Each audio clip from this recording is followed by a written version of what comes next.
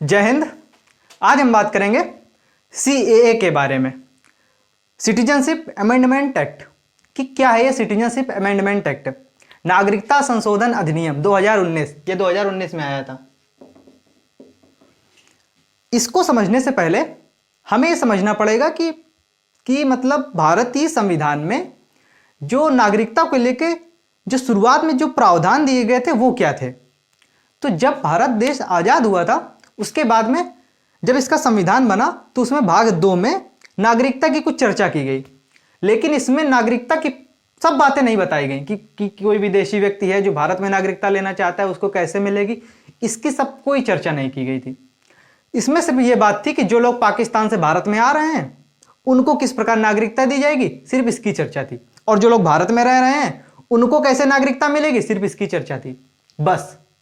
और इसमें आर्टिकल 9 में बताया गया था कि कोई अगर विदेशी कोई भारत का व्यक्ति है विदेश की नागरिकता ले लेता है तो भारत की नागरिकता खत्म कर दी जाएगी। इस हिसाब से यह सब चर्चा की गई थी। फिर इसी में एक आर्टिकल 11 था, अनुच्छेद 11। अनुच्छेद 11 में बताया गया था कि कोई भी संविधान में अगर नागरिकता को लेकर कोई भी कानून बनाना होगा तो वो सब कानून संसद बना लेगी। कानून बनाने की शक्ति नागरिकता पर संसद की है और संसद का गृह मंत्रालय सारे नागरिकता पे जो भी कानून बनेगा उन सब का वही जिम्मेदार होगा, उन सब के देखरेख वही करेगा, गृह मंत्रालय। तो नागरिकता को गृह मंत्रालय के अधीन रखा गया था आर्टिकल 11 के तहत, और संसद इस पे कानून बनाएगी कि जब भी जरूरत पड़ेगी। भाई उस समय टेम्परेरी व्यवस्था करनी थी कि अभी हम ऐसे ही कर देते हैं, बाद में जो भी कानून बनाने होंगे वो सब संसद अपना बना लेगी आवश्यकता अनुसार। ठीक है, अब समझते हैं कि आगे क्या हुआ। फिर 1956 में संसद ने एक नागरिकता के लिए पूरा एक अधिनियम बनाया जिसमें बहुत सारे नियम थे कि भारत की नागरिकता कैसे मिलेगी, क्या मिलेगी। तो 1956 का नागरिकता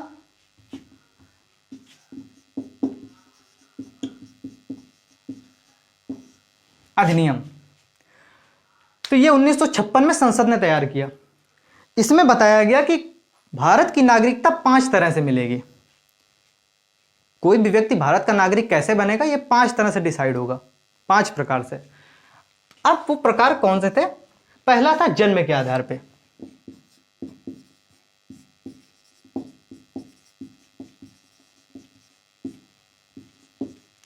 तो जन्म के आधार पे भारत का नागरिक कौन होगा? तो इसमें बताया गया कि जिस भी व्यक्ति का जन्म भारत में होगा, मतलब जो भी व्यक्ति भारत में जन्म लेगा वह भारत का नागरिक है। यह 1956 के नागरिकता अधिनियम में बताया गया था कि जो भी व्यक्ति भारत में जन्म लेगा वो भारत का नागरिक होगा। तो शुरुआत में तो यह ठीक था, लेकिन यह बहुत ही गलत कानून था। यह जो नियम बना था वाकई गलत था। आप समझिए कैसे। सिर्फ इसमें लिखा है जन्म के आधार पर किसी को भी नागरिकता दे दो।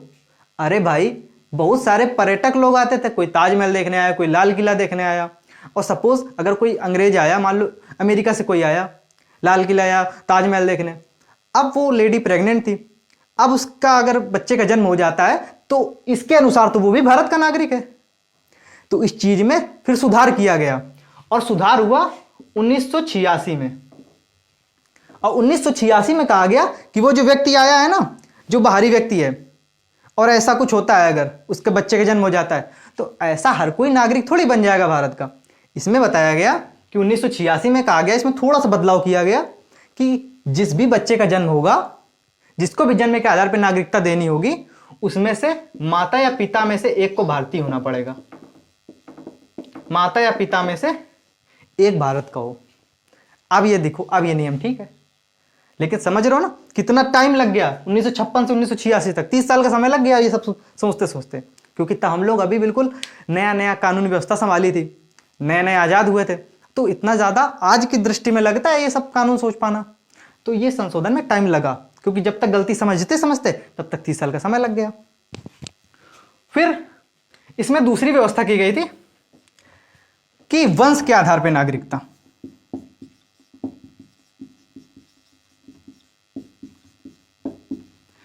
कहा गया था वंश के आधार पे भारत की नागरिकता दी जाएगी। अब वंश के आधार पे, वंश का मतलब हर व्यक्ति को अपने पिताजी से नागरिकता मिली, हमको अपने पिताजी से नागरिकता मिली, उनको उनके पिताजी से नागरिकता मिली, और उनको वो आज़ादी के समय थे तो उनको अपने जन्म के आधार पर मिल गई, मतलब आज़ादी के समय थे उस वजह से मिल गई। तो हर व्यक्ति को वंश के आधार पर नागरिकता मिलती है। तो वंश के आधार पर नागरिकता मिलने में ये 1956 में ये दूसरे भाग में बताया गया कि वंश के आधार पर नागरिकता दी जाएगी। लेकिन इसमें उस समय क्या होता था कि पिता के आधार पर वंश माना जाता था, पिता के आधार पे, कि वंश का निर्धारण होता था पिता के आधार पे। मतलब कि वैसे होता नहीं है आज भी, जैसे कोई लड़का या लड़की की शादी होती है तो लड़की को अपनी कास्ट बदलनी पड़ती है, लड़की को अपनी कास्ट बदल के लड़के की जो कास्ट होती है उसको एक्सेप्ट करना पड़ता है, और आगे जो उनका बच्चा होता है तो उसी कास्ट पे चलेगा जो लड़के की थी, जो पिता की जो भी सरनेम था उसी वही लगता है उस पर। तो ये चलता था, ये पहले से ही था। लेकिन अब पिता के आधार पर वंश का निर्धारण होगा, इस वजह से महिलाओं ने इसका विरोध किया कि भाई पिताजी के आधार पर केवल वंश का निर्धारण कैसे हो सकता है, हम लोग भी तो समान हैं। और फिर संविधान में कोई भी कहीं पे भी स्त्री पुरुष ये सब की बात नहीं की गई है। संविधान कहता है हम सब भारत के नागरिक हैं और सब समान हैं, किसी की भी बात नहीं की गई, क्योंकि ये लिंग निर्धारण को दिखाता है।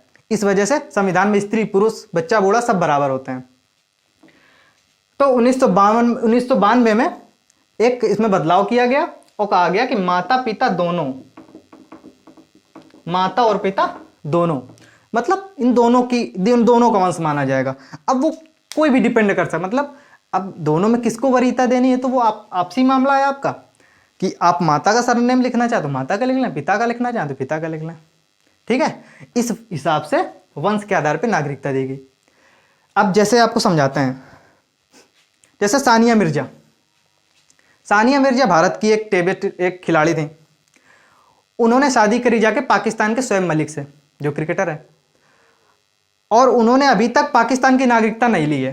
तो कुल मिला के अभी वो भारत की ही नागरिक हैं, क्योंकि अनुच्छेद 9 कहता है कि जब तक आप दूसरे देश की नागरिकता नहीं लेंगे तब तक आप हमारे देश के निवासी हैं, तब तक आप भारत के निवासी हैं, और जैसे ही दूसरे देश की नागरिकता ले लेंगे भारत की नागरिकता खत्म कर दी जाएगी। यह अनुच्छेद 9 कहता है। तो क्योंकि भाई भारत से बाहर बहुत सारे लोग रहते हैं, बहुत सारे लोग सऊदी अरब और दुबई और यमन ओमान बहुत सारे जगह लोग काम करते हैं, अमेरिका में बहुत सारे लोग काम करते हैं, ब्रिटेन जाते हैं। तो क्या सब वो नागरिकता थोड़ी ले लेते हैं? तो वो सब एनआरआई के रूप में होते हैं। ठीक है, तो वो एनआरआई बन के रह रहे हैं वहां पे। अब जो उनका बेटा है या बेटी है जो भी हो, अगर वो भारत की नागरिकता लेना चाहे तो ले सकता है। देखो, अगर उनका सानिया मिर्जा और शोएब मलिक का जो भी बच्चा होगा, वो बच्चा भारत की नागरिकता लेना चाहे तो ले सकता है। किस हिसाब से? माता के हिसाब से, क्योंकि यहां पे बताया गया। लेकिन 1992 के पहले वो भारत की नागरिकता नहीं ले सकता था। सपोज अगर पहले हुआ होता है सब, तो 1992 के पहले वो भारत की नागरिकता नहीं ले सकता था, क्योंकि तब भारत की नागरिकता केवल पिता के आधार पर दी जाती थी कि वंश पिता का चलना चाहिए। और आज के दिन 1992 के बाद वो जो नागरिकता का प्रावधान है, वो जो वंश के आधार पर नागरिकता थी, वो माता पिता दोनों के आधार पर हो गई। तो आज वो अगर चाहेगा तो पाकिस्तान की नागरिकता अपने पिता के हिसाब से ले लेगा, भारत की नागरिकता अपने माता के हिसाब से ले लेगा, माता के वंश के हिसाब से। तो इस हिसाब से ये प्रावधान था, इसमें माता पिता दोनों को कहा गया कि वंश दोनों का मान सकते हैं आप। वो आपके चॉइस होगी कि आप कौन सा मानते हैं। माता का वंश मानते हैं तो माता का मानिए, पिता का मानते हैं तो पिता का मानिए। तो ये हो गया दूसरा नंबर, इसका दूसरा प्रावधान। पहले में था जन्म के आधार पर नागरिकता, दूसरे में था वंश के आधार पर नागरिकता। ये है बाय बर्थ, ये इसको डेस्टिनी बोलते हैं, डायनेस्टी, सॉरी। ठीक है, अब तीसरा है पंजीकरण।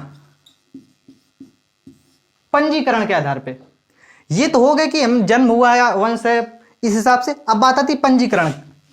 पंजीकरण कहते हैं रजिस्ट्रेशन।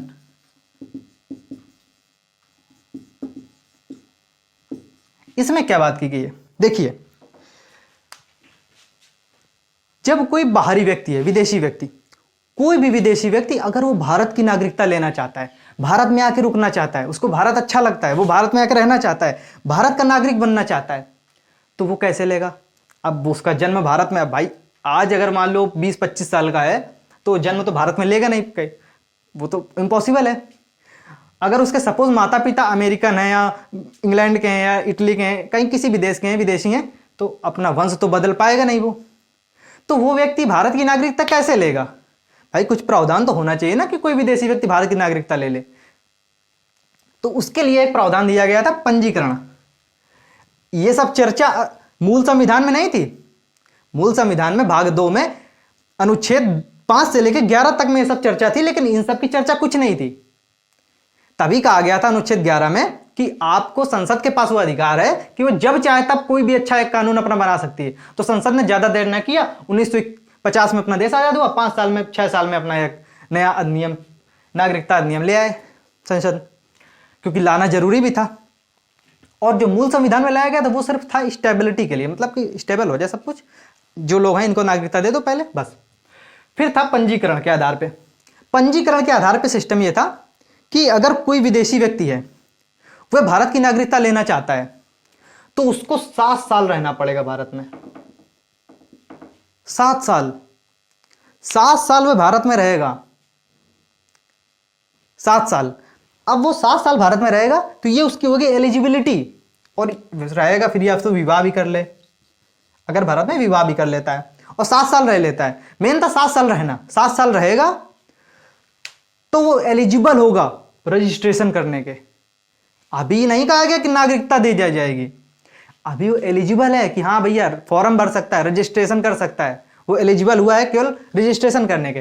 अरे जैसे समझ लो यूपीएससी का एग्जाम देने के लिए एलिजिबिलिटी होती है ग्रेजुएशन, तो ग्रेजुएशन आपने कर लिया और 21 साल एज हो गई, तब आप फॉर्म भर सकते हैं, रजिस्ट्रेशन कर सकते हैं, अप्लाई कर सकते हैं, आईएएस बन जाएंगे। ऐसे तो कोई बात नहीं की जाती, नहीं सब ग्रेजुएशन वाले कहते हैं आईएएस बना दो, है ना, सब अपने नाम के आगे आईएएस लिखते। तो उसमें ये तो बात नहीं करते, वो एक एलिजिबिलिटी है कि आपको फॉर्म भर सकते हैं, अप्लाई कर सकते हैं, बनाया नहीं जाएगा। तो अप्लाई करेंगे पंजीकरण के तहत 7 साल के लिए। फिर क्या करेगा, अब सारा नागरिकता का जो भी पूरा सब झमेला होता है, ये पूरा काम देखता है गृह मंत्रालय, केंद्र वाला, केंद्रीय गृह मंत्रालय देखता है सब काम। अब ये जो गृह मंत्रालय के पास ये फॉर्म जाएगा, उसी के वेबसाइट पे फॉर्म होता है, इसको भरना होता है। इसके बाद वो चेक करता है तुम्हारा कि ये 7 साल में जो चेक करेगा वो ये सब चेक करेगा कि तुमने नागरिकता जो तुम ले रहे हो तो तुमने 7 साल के अंदर कोई गलत काम तो नहीं किया, किसी भी गतिविधि में तो संलिग्न नहीं पाएगा कि कोई तुम षड्यंत्र कर रहे हो या बम बना रहे हो या कोई विद्रोह वगैरह। मतलब तुम्हारा पूरा 7 साल का जो तुम्हारा कैरियर है, जहाँ तुम रुके हो रहे हो आके, तो ये बिल्कुल अच्छा है, फेयर है। फिर तुम किस देश से बिलोंग करते हो, वहाँ से क्या संबंध है, मतलब काफ़ी चीज़ें चेक की जाती हैं। तो 7 साल के पहले तुम ट्राई नहीं कर सकते, अप्लाई नहीं कर सकते। फिर 7 साल के बाद तुम एलिजिबल हो जाओगे, और अगर विवाह कर लिया है तो भी ठीक है, ठीक। तो इस हिसाब से आप पंजीकरण करा सकते हैं। इसी में थोड़ा सा चेंजमेंट करके बस सीएए को बनाया गया था। सीएए जो लाया गया, सिटीजनशिप अमेंडमेंट एक्ट, इसी में थोड़ा सा चेंज किया गया है बस, और कुछ नहीं है। तो आगे हम उसको देखेंगे क्या इसमें प्रावधान है सीएए वाला। अब बात करते हैं इसमें चौथे पॉइंट की, कि जो भारत का 1956 में नागरिकता संशोधन अधिनियम है, ये चौथे पॉइंट में कहता है कि देशीकरण,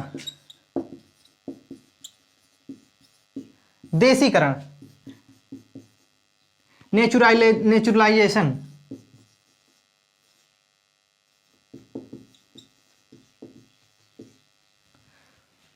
इसमें कहा गया नेचुरलाइजेशन, मतलब देशीकरण के हिसाब से आपको नागरिकता कैसे दी जाएगी। तो देशीकरण में क्या होता है, देशीकरण का मतलब होता है कि आपको भारत में लगभग 10 साल रहना पड़ेगा। ये भी रजिस्ट्रेशन की तरह है, लेकिन इसमें कुछ अलग चीजें हैं। आपको भारत में 10 साल रहना पड़ेगा, और जो देशीकरण के हिसाब से नागरिकता ऐसे मिलेगी कि आप कोई भी कला, संस्कृति, साहित्य, इन सब के क्षेत्र में अच्छे हो, मतलब इन सब के क्षेत्र में आपका काफी नाम हो, आपका कुछ योगदान हो, इस हिसाब से आपको देशीकरण की नागरिकता मिलेगी। जैसे एग्जाम्पल समझते हैं, जैसे कल को कोई विदेशी क्रिकेटर है, सपोज मान लेते हैं ग्लेन मैक्सवेल या डेविड वार्नर, ये कल को कह देंगे भारत की नागरिकता लेंगे। तो भारत की नागरिकता लेने के लिए इनके पास तो एक तो कला इनके पास है, कला ये है कि ये खेल लेते हैं, खिलाड़ी हैं, सारी कला, खेल कूद ये सब इसमें आ जाता है, खिलाड़ी हैं। तो इनको नागरिकता दी जाएगी किस हिसाब से? देसीकरण के हिसाब से। और ये 10 साल रहेंगे, इनको ये देश अच्छा लगेगा, बिल्कुल देसीकरण, मतलब कहते हैं ना देसी बन गया बिल्कुल, तो देसीकरण के हिसाब से इसको नागरिकता दी जाएगी। चाहते तो पंजीकरण के हिसाब से भी ले सकते हैं, विवाह हो जाता, विवाह होता या ना होता, 7 साल तक रहते, कोई गतिविधि में संलिग्न नहीं होते, तो इनको नागरिकता मिल जाती। और इसमें होता है कि आपको भारत की एक भाषा जानना पड़ेगा, आपको भारत की एक भाषा सीखना पड़ेगा। अब भारत की 22 भाषाएं हैं जो अनुसूची 8 में लिखी गई हैं। अब उन 22 भाषाओं में से इंग्लिश नहीं है। अब आपको बताएंगे कौन कौन सी भाषाएं हैं, 22 भाषाएं पूरी आपको हम डिटेल में बताएंगे किसी दिन। लेकिन इंग्लिश नहीं रखी गई उसमें, तो इंग्लिश छोड़ के बहुत सारी भाषाएं उसमें नहीं है, लेकिन बहुत सारी हैं 22 में से। तो 22 में से कोई एक भाषा आपको बस जाननी है, उसमें से कोई भी जान सकते हैं आप। और 10 साल आपको रहना है, और कला के क्षेत्र में आपका प्रदर्शन अच्छा होना चाहिए। और या तो आप पंजीकरण के हिसाब से नागरिकता लेंगे तो 7 साल रहना है आपको, उसमें से आपका फेयर होना चाहिए, करियर पूरा अच्छा होना चाहिए। ठीक है, ये सब एलिजिबिलिटीज हैं, इतना याद रखना, ये सब एलिजिबिलिटी हैं, केवल बस अप्लाई करने की। नागरिकता मिलेगी कि नहीं मिलेगी अभी इसमें कुछ नहीं कहा जा सकता, दोनों में, या देशीकरण हो चाहे पंजीकरण हो, कुछ नहीं कहा जा सकता, क्योंकि ये काम गृह मंत्रालय का है। और गृह मंत्रालय अच्छे से जांच परख के छानबीन करेगी इसकी कि ये व्यक्ति सही है कि नहीं।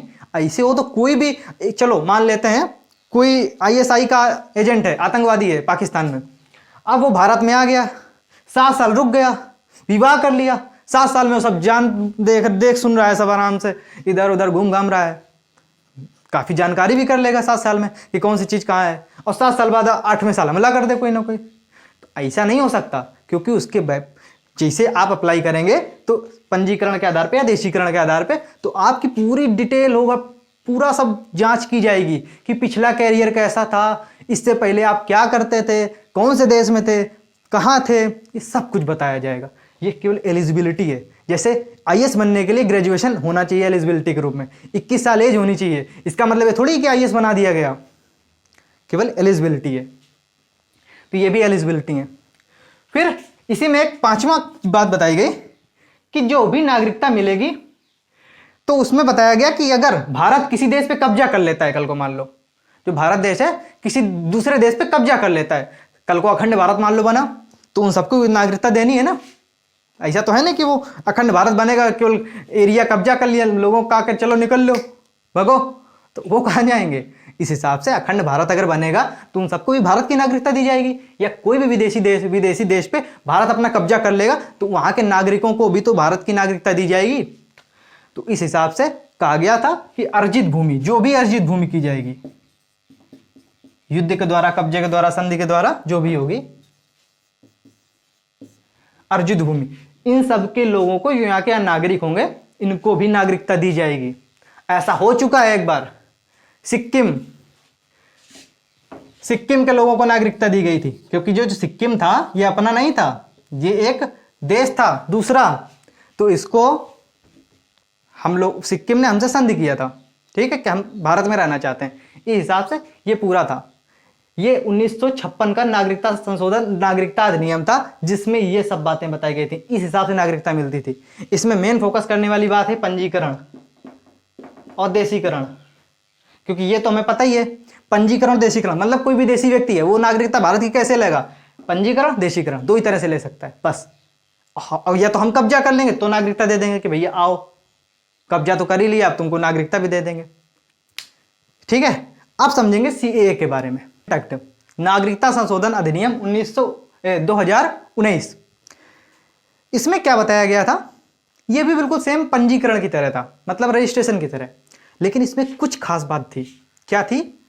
इसमें कहा गया था कि 3 देश, भारत के जो पड़ोसी देश हैं 3, कौन कौन सा था? पाकिस्तान, अफगानिस्तान, बांग्लादेश। पाकिस्तान, अफगानिस्तान और बांग्लादेश से जो भारत में लोग आए हैं, बहुत सारे लोग आए हैं, तो उनको नागरिकता देने का कुछ प्रावधान था इसी में, इसी सिटीजनशिप एमेंडमेंट एक्ट में कुछ चेंज करके था। देखो, अगर भारत में कोई किसी भी देश से आ जाए, पूरे भारत में कोई किसी विदेश से आ जाए और वो पंजीकरण की शर्त को फॉलो करता था तो उसको नागरिकता मिल जाती थी। लेकिन इसमें 3 देशों की बात की गई, पाकिस्तान, अफगानिस्तान, बांग्लादेश, कि पाकिस्तान, अफगानिस्तान और बांग्लादेश में वे लोग जो अल्पसंख्यक हैं, पाकिस्तान, अफगानिस्तान, बांग्लादेश में जो लोग अल्पसंख्यक हैं और जो लोग सताए गए हैं, मतलब अल्पसंख्यक लोग जो सताए जा रहे हैं, वे भारत में आएंगे। जो भारत में आए उनको नागरिकता देने की चर्चा की गई। मतलब समझिए, जैसे देखिए पाकिस्तान, बांग्लादेश और अफगानिस्तान में बहुत सारे लोग हैं। जैसे भारत में लोग अल्पसंख्यक हैं, जैसे वहां भी लोग हैं जो मतलब जिनकी जो माइनॉरिटी में है, जो कम है, तो उनके ऊपर अत्याचार होता है वहां पे, कि जो लोग मेजोरिटी में हैं, जो बहुसंख्यक हैं, वो लोग उनके ऊपर अत्याचार करते हैं। तो वो लोग भाग के कहीं ना कहीं तो शरण लेंगे जाके। और भारत देश इतना महान देश है, इतनी सोच इसकी महानता की रही है हमेशा से ही, आज से नहीं है, ये चीज बहुत पहले से है कि जिन जिन के ऊपर धार्मिक रूप से अत्याचार होता रहा है वे लोग भारत में आते रहे हैं। 12वीं सदी में जब ईरान में पारसी धर्म के ऊपर अत्याचार हुआ था, तब भारत में आके वो लोग गुजरात में आके बस गए थे, पारसी। अब वो लोग बसे थे आके, तो उन्होंने एक बहुत अच्छा तर्क भी दिया था। भारत में उस समय राजा हुआ करते थे, तो उन्होंने कहा तुम दूसरे देश से आ रहे हो, हम तुमको क्यों रखें अपने देश में। भाई उनको रखने का मतलब क्या होता है, उनको खाना दो, पानी दो, सब कुछ दो, फिर तुम्हारे रिसोर्सेज यूज करेंगे, तुम्हारे सेना में जो नौकरी लेंगे, तुम्हारे मतलब पूरी शामिल होंगे, उनको देश के नागरिक की तरह ट्रीट करना पड़ेगा। तो वहां के राजा ने एक बड़ा अच्छा तर्क दिया था, अपने देश के राजा ने, जब भारत का राजा था उस समय। अब उसने कहा कि हम तुमको क्यों रखें, तो पारसी लोगों ने बड़ा अच्छा तर्क दिया था कि एक गिलास दूध रखा था उस समय और पूरा भरा हुआ था। तो पारसी जो व्यक्ति थे जो उन्होंने आना चाहते थे, तो हम लोग पहले बात हुई थी आने की, तो उन्होंने कहा कि एक बात बताइए, राजा ने कहा कि अगर इसमें हम और दूध डाल देंगे तो ये तो ओवरफ्लो हो जाएगा, मतलब हमारे यहाँ बहुत सारे लोग पहले से ही और आ जाएंगे तो ओवरफ्लो हो जाएगा। तो उसने, पारसी जो थे, उन्होंने कहा कि अगर इसमें हम 1 चम्मच चीनी डाल देंगे, इसी दूध में 1 चम्मच चीनी डाल दिया उसने और उसको घोल दिया, तो कहा कि ये दूध का जो स्वाद है, टेस्ट है, ये दूध और अच्छा हो गया पहले से, अब मीठा हो गया दूध। तो सेम इसी तरह हम भले ही ईरान से आए हुए हैं भाग के, क्योंकि वहां उनके ऊपर अत्याचार हुआ था, लेकिन भारत में आएंगे तो आप यकीन मानिए मिठास घोल के रहेंगे, भारत में बहुत अच्छे से रहेंगे और पूरी मिठास के साथ रहेंगे, कोई भी हमसे आपको प्रॉब्लम नहीं होगी और अच्छा ही करेंगे। पारसी धर्म से ही संबंधित हैं तुम्हारे रतन टाटा साहब, सैल्यूट है ऐसे आदमी को, जो इतना ज्यादा डोनेट करते हैं, जितने इतनी बड़ी बड़ी लोगों के पास कंपनियां भी नहीं है जितना वो डोनेट कर देते हैं, इतना उनका टर्नओवर नहीं है। रतन टाटा साहब अपनी इनकम का ज्यादातर लोग डोनेट करते हैं, बहुत शांतिप्रिय रहते हैं, कभी आप किसी भी झगड़े में, दंगा में, फसाद में कभी नहीं सुनेंगे। तो भारत की पहले से ही सोच ऐसी है कि जो भी लोग आएंगे भारत में उनको नागरिकता दे दी जाएगी, मतलब उनको भारत में शरणार्थी होंगे तो उनको शरण दी जाएगी। ऐसे ही कहा गया कि जिन लोगों के ऊपर जो अल्पसंख्यक हैं उनके ऊपर अत्याचार हो रहा है, पाकिस्तान में, अफगानिस्तान में, बांग्लादेश में, अगर इनके ऊपर अत्याचार हो रहा है तो जो अल्पसंख्यक हैं, अब देखो पाकिस्तान में अल्पसंख्यक कौन है, मुस्लिम तो अल्पसंख्यक है नहीं पाकिस्तान में, क्योंकि वहां मुस्लिम के इस्लामिक कंट्री है वो, तो वहां पे अल्पसंख्यक में जाएंगे तुम्हारे हिंदू और ईसाई, बौद्ध, जैन, सिख, ये सब जाएंगे, पारसी। ऐसे तरह अफगानिस्तान में है, यहाँ पे भी, बांग्लादेश में, यहाँ पे भी मुस्लिम जो है वो बहुसंख्यक है, मेजोरिटी में, बाकी धर्म अल्पसंख्यक हैं। तो कहा गया जो लोग अल्पसंख्यक हैं, पहली बात अल्पसंख्यक की, अल्पसंख्यक हैं, और रिलीजियस परसिक्यूट्स, मतलब धार्मिक रूप से सताए गए हैं, धार्मिक प्रताड़ना, जबरदस्ती उनसे कहा गया कि हमारा धर्म मान लो, जबरदस्ती उनको मतलब धर्म के नाम पे उनको प्रताड़ित किया गया। ऐसे लोगों को, जो लोग भारत में भाग के आए हैं, वे लोग अगर 2014 दिसंबर 2014 के पहले से आ गए हैं, मतलब जो लोग दिसंबर 2014 के पहले से आए थे, जो इसके पहले आए थे इस डेट के, 31 दिसंबर 2014 के जो लोग पहले आए थे, और वो लोग कहां के थे, पाकिस्तान, अफगानिस्तान, बांग्लादेश के, और क्या थे, वो अल्पसंख्यक थे, और क्या थे, धार्मिक रूप से सताए गए थे, प्रताड़ना मिली थी उनको, रिलीजियस परसिक्यूट थे, उन सभी को सीएए के द्वारा, सीएए के तहत 6 साल में नागरिकता दे दी जाएगी, डायरेक्ट नागरिकता मिल जाएगी। और पंजीकरण में क्या था? 7 साल।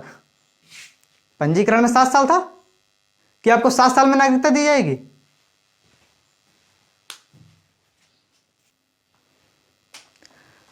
तो उसमें बताया गया था कि 6 साल में नागरिकता दी जाएगी सीएए के तहत। और पंजीकरण में क्या था? 7 साल में नागरिकता।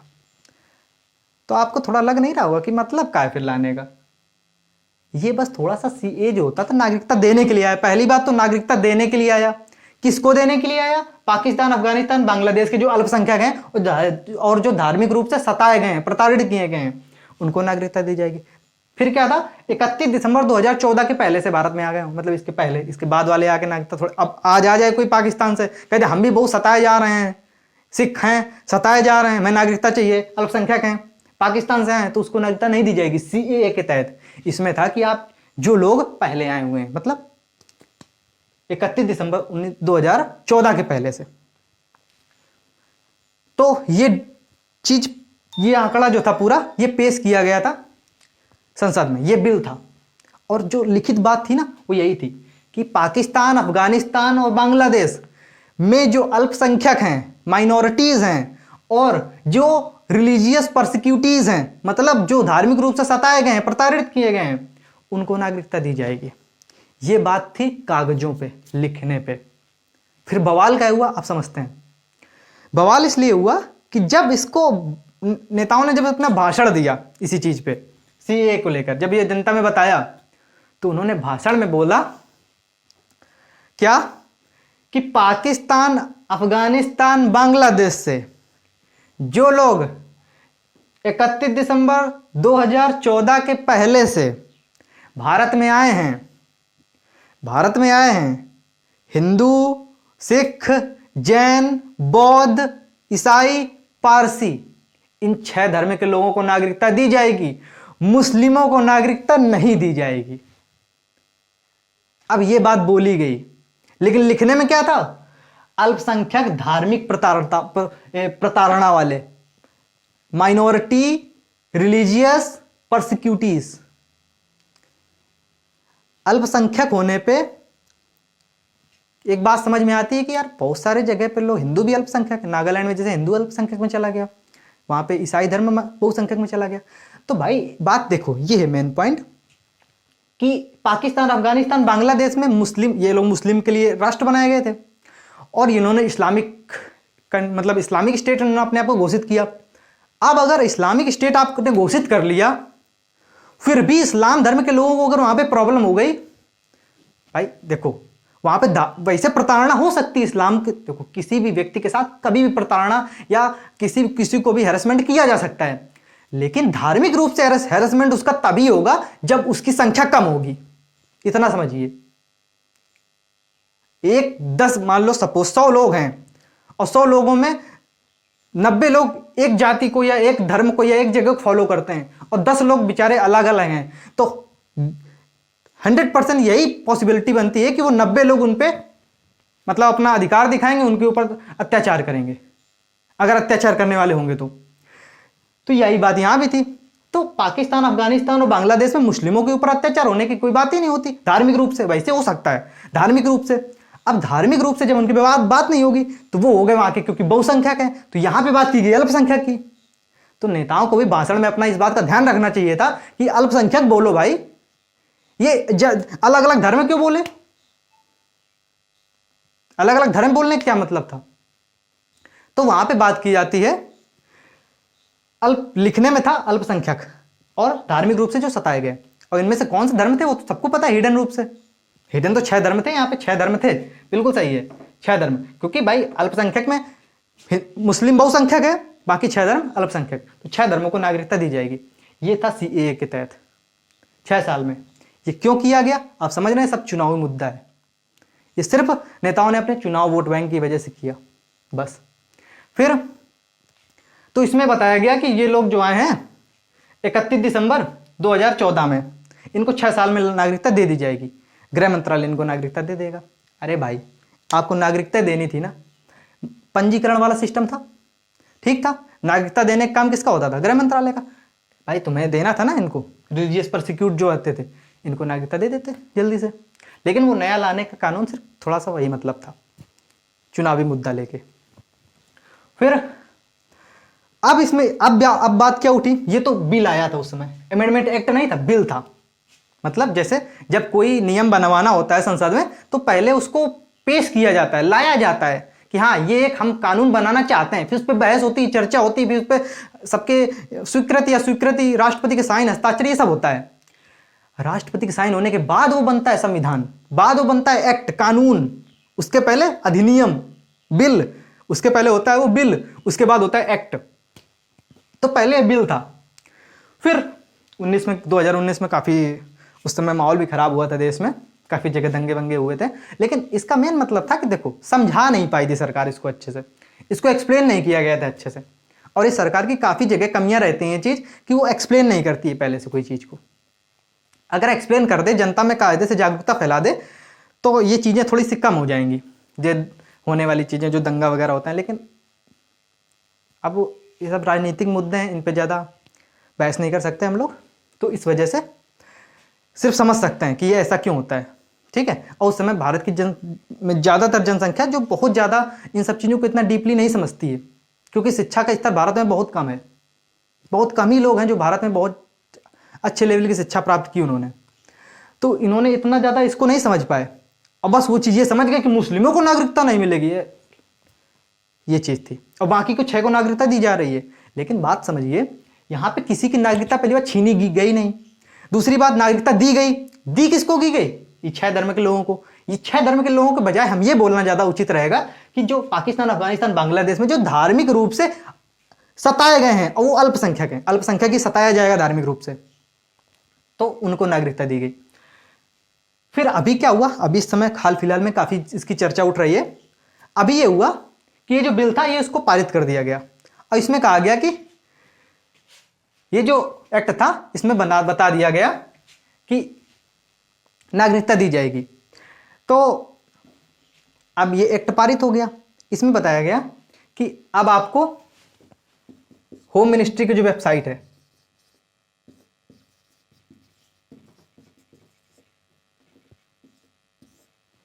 इस पे आपको अब रजिस्ट्रेशन करना है, इसको रजिस्ट्रेशन करना है। लेकिन उसके लिए क्या क्या चाहिए आपको रजिस्ट्रेशन करने के लिए? पहली बात, आपके पास 3-4 पॉइंट हैं। पहली बात यही कि आप 31 दिसंबर 2014 के पहले से रहते हो, सीए का मतलब यही तो था। दूसरी बात, अल्पसंख्यक हो। किन देशों के? यहाँ पे अपना पाकिस्तान, यहाँ से बहुत सारे लोग आए थे, ठीक है, जो सताए जा रहे थे। यहाँ पे अफगानिस्तान, यहाँ से भी बहुत सारे लोग आए थे। और यहाँ पे अपना बांग्लादेश, ये भी यहाँ से बहुत सारे सताए गए थे, यहाँ से लोग आए थे। तो इन 3 देशों में जो लोग अल्पसंख्यक हैं और धार्मिक रूप से सताए गए हैं, तो इनको अपना अल्पसंख्यक होने का, देखो हर देश में एक प्रमाण पत्र होता है ना, जैसे भारत में बनता है प्रमाण पत्र, सर्टिफिकेट बनता है ना, किस कास्ट सर्टिफिकेट बनता है, आप किस जाति के हैं, है ना। और जो लोग अल्पसंख्यक होते हैं उनका अल्पसंख्यक वाला सर्टिफिकेट बनता है। ऐसे तो है ना कि जाके बोल देंगे नहीं नहीं हम अल्पसंख्यक थे, तो ऐसे कोई कौन मानता है? कहने में विश्वास नहीं होता, आपको डॉक्यूमेंट्स रेडी करने पड़ेंगे।